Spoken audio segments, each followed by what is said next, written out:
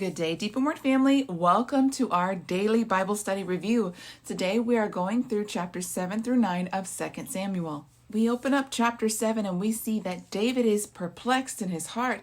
He has his own house built of cedar, but he sees that the Ark of the Covenant is still dwelling in a temporary tent. He has a heart to build a house for Elohim. And so this is made known to the prophet Nathan. And Nathan tells David, do whatever seems right in your own eyes. We see the heart of David is in the right place. He wants to elevate the things of God. He's like, I'm sitting in this beautiful house. Remember the king of Tyre? He sent over cedar wood and everything to bless David. And David is like, but the Ark of the Covenant is still dwelling in this tent. And so that very night, it says that Yahuah makes himself known to Nathan, and he gives a message for Nathan to give to David.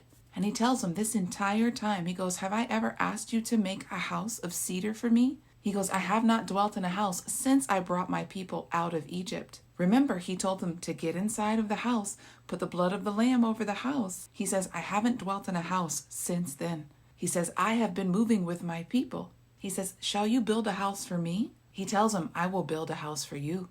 Let's read verses 7 through 14. Wherever I have moved with all of the sons of Israel, have I ever spoken a word to anyone from the tribes of Israel, whom I commanded to shepherd my people Israel, saying, why have you not built me a house of cedar? Now, therefore, you will say to my servant David, thus says Yahuah of hosts, I took you from the pasture, from following after sheep, to be a ruler over my people Israel.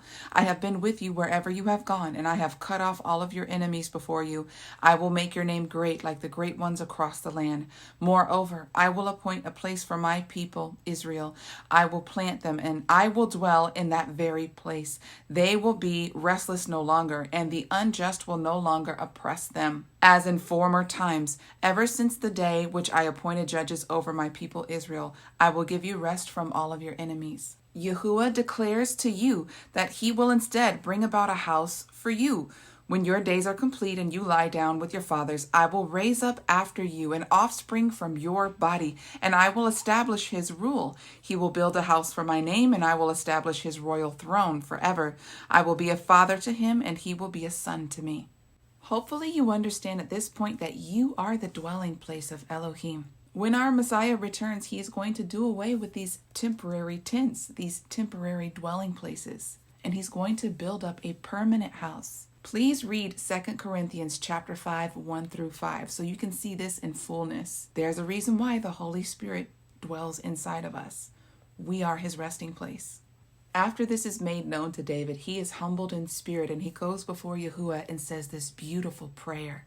Chapter 8 lays out all of the victories of David. Yahuah truly gives him rest from all of his enemies on all sides. He is victorious. And those who made the children of Israel servants beforehand are now servants of David.